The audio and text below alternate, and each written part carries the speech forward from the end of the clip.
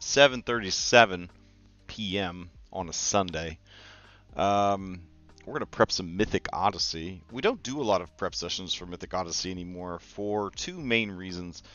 The one is it's the second time I've run this campaign, and other than changing things here and there to add more content or adjust content for the characters' decisions, we already have everything prepped for the most part. Now, I say that, and I've been saying that for months, and I've been enjoying the leisure of not having to prep too much or too hard. Sometimes we add new content like the Isle of Gold and things like that, but excuse me, still fighting this cough. And then I spent the weekend just laid out from a vaccine booster bullshit. So not great, but here we are. So one of the things we added to the Nether Seas is we combined the post game from Prime with the core game from Prime, so that Mythic doesn't have a post game. Everything is happening all at once for Mythic. Now, we had talked about that, but what does that really mean? And when I say that I have everything prepped, is that necessarily true? So these are all fantastic questions that I have to start answering as we are now in the Nether Seas and we are moving forward in the campaign. And where is that campaign headed? Whew. And this is a topic I've wanted to avoid for a long time, but it's one that does need to be addressed. So, step one was running Foundry updates and actually getting the world to load up. That took a good 20-30 minutes, so that's part of why we're so delayed in streaming tonight, was once again fighting with Foundry updates. Let's go ahead and grab a few notes documents. So, this is currently Chapter 7, the Nether Seas. So we're going to grab that. Oof, so much white, so bright. Alright, let's move it over here. Has our music died on us? No, I guess it's just switched to songs. Alright, so we're in the Nether Seas. That's cool, right? After the Nether Seas, one would say that we have Praxis, right? Sounds right. So, sure. We go to Praxis. We have notes for that. And then we have the Battle of Mitros. The BOM, the Battle of Mitros.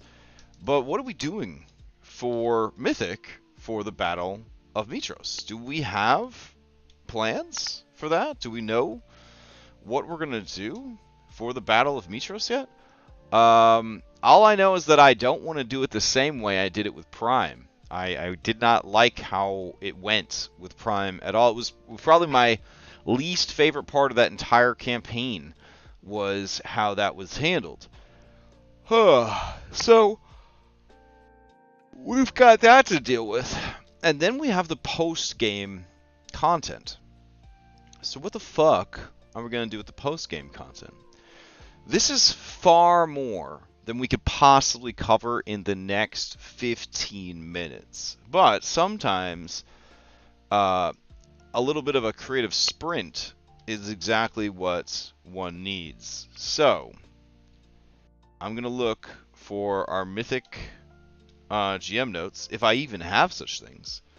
Let's see. I don't think I have notes specifically for Mythic anymore. I have their level 12 feats, and then that's about it. All right. Wow, that's, man, I feel like kind of like a negligent parent here. All right, so we're gonna do new document. No, we're gonna do a new document. Here we go.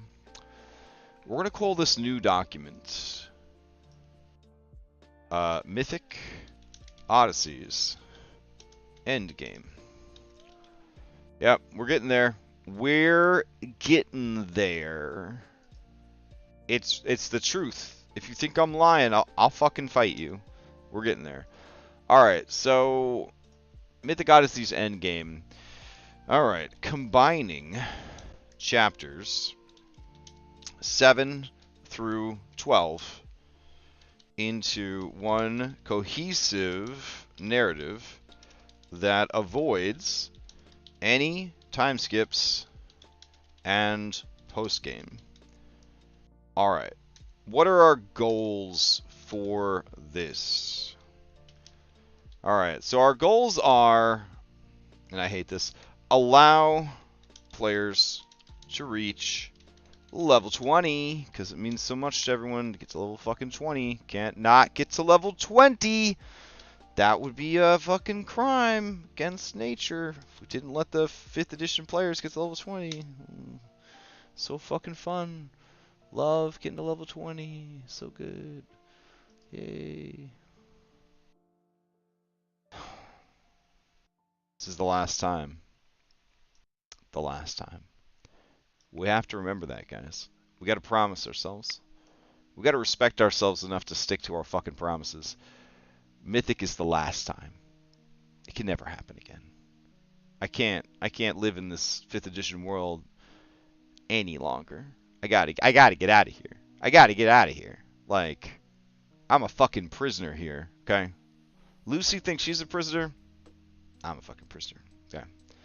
We gotta get out of here. Alright, so, we have obviously covered a lot of content, because I'm still scrolling through this massive fucking book. But let's keep going. Alright, Forgotten Seas, that's taken care of. Alright, shit that's left. Shit that's left to do. Goals. Unlock Skyhold. Seems good. Raid Sidon's Vaults. Maybe. Stop. Oops. The Death Star. That seems like something they want to do. Defeat Sidon. Alright. All that's well and good. We already did the Island of Time. We're down in the Nether Seas. Why are we in the Nether Seas, one would ask? Well, what good is being in the Nether Seas really doing for us? Beats the fuck out of me. I know that they want to go to this cube and find what's-his-nuts' daughter, Maya. So what we're going to do with that is I'm going to open up Chapter 7. We're going to look for Maya. Where is Maya the little girl? Maya the little girl, where is she? Maya's prison. Baby Maya. Maya, spelled differently. Myandra. Madam. Maya. Maya's notes. Did I not fucking export this baby from the other game? Ah, what a pain in the ass that is. Alright, that's fine. Hold on. Forge VTT. Can I log into the... It's been so long. I don't know if Prime would even work. I don't know if Prime still exists. Let me see. Did I archive it? Oh, I see it. Alright, let's give it a shot. Start that server up like a old lawnmower. Alright, get in there. Let's see what happens. Okay. I was gonna put some specters in there. Some specter minions. What did I call those minions though in my Curse of Strahd game? Minion, zombie minion, specter minion, shade. There we go. Shade, spectral minion. Perfection. Bloop. Alright.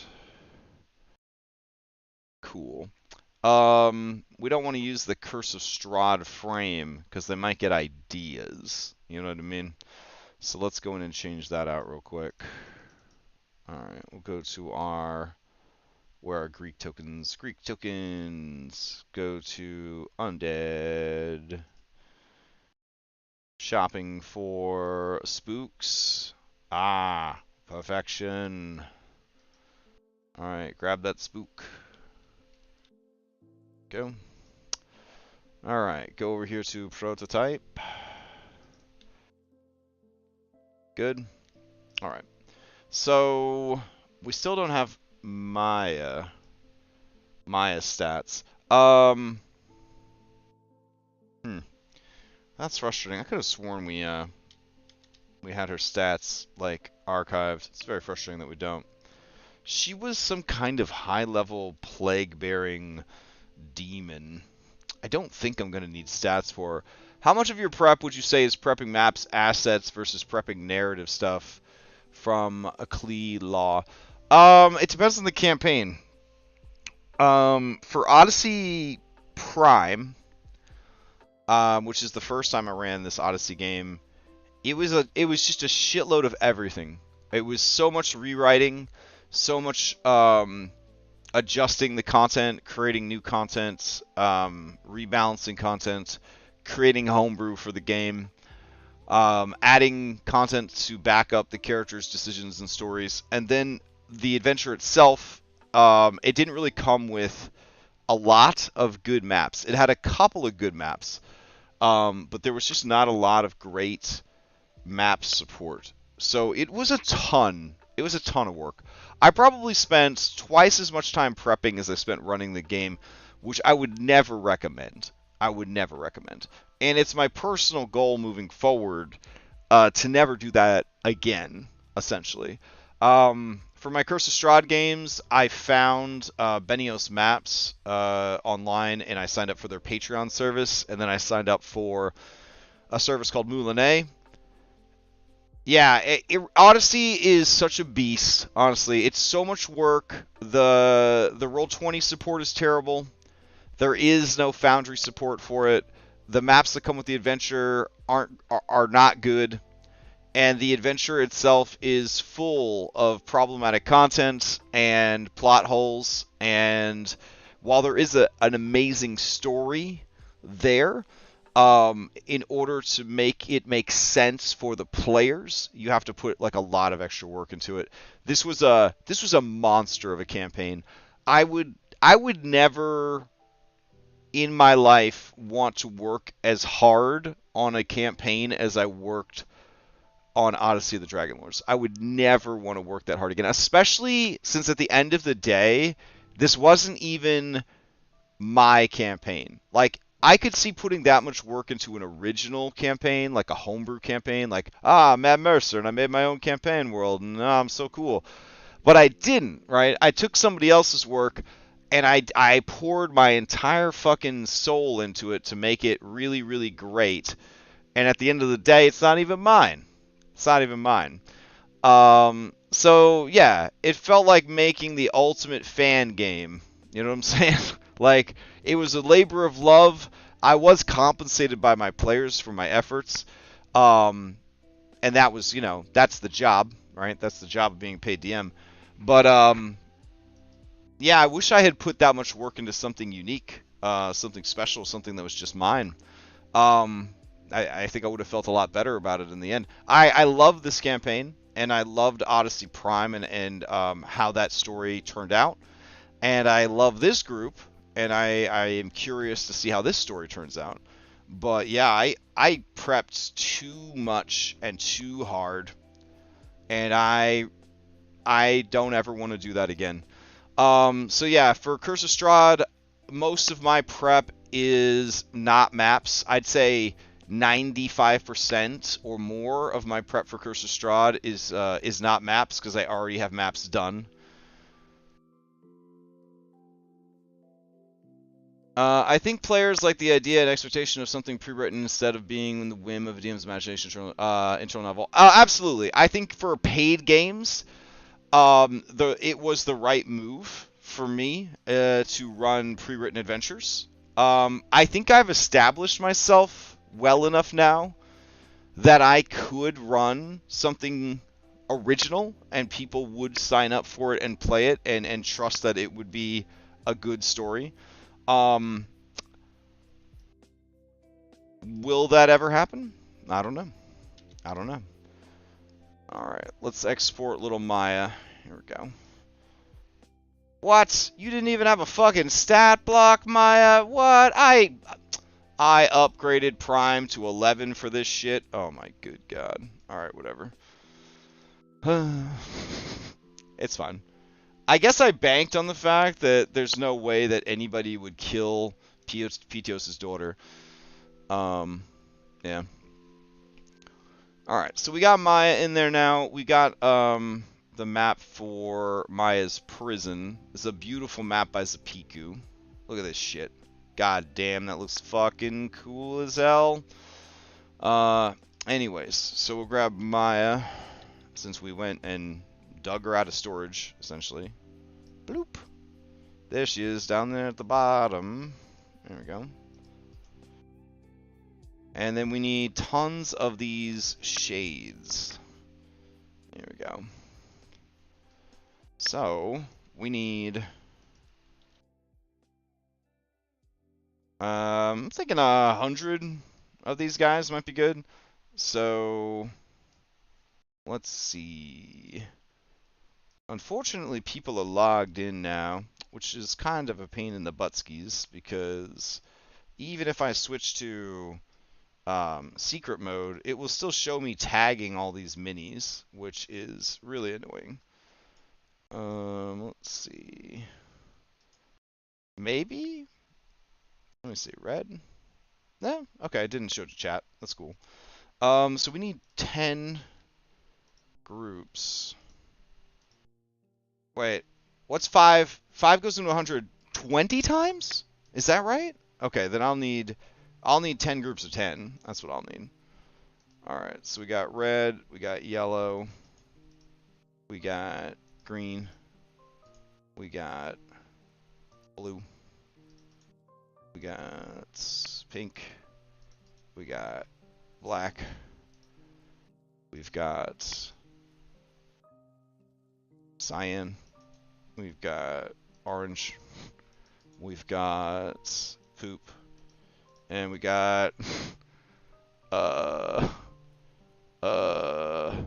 Slimers. There we go.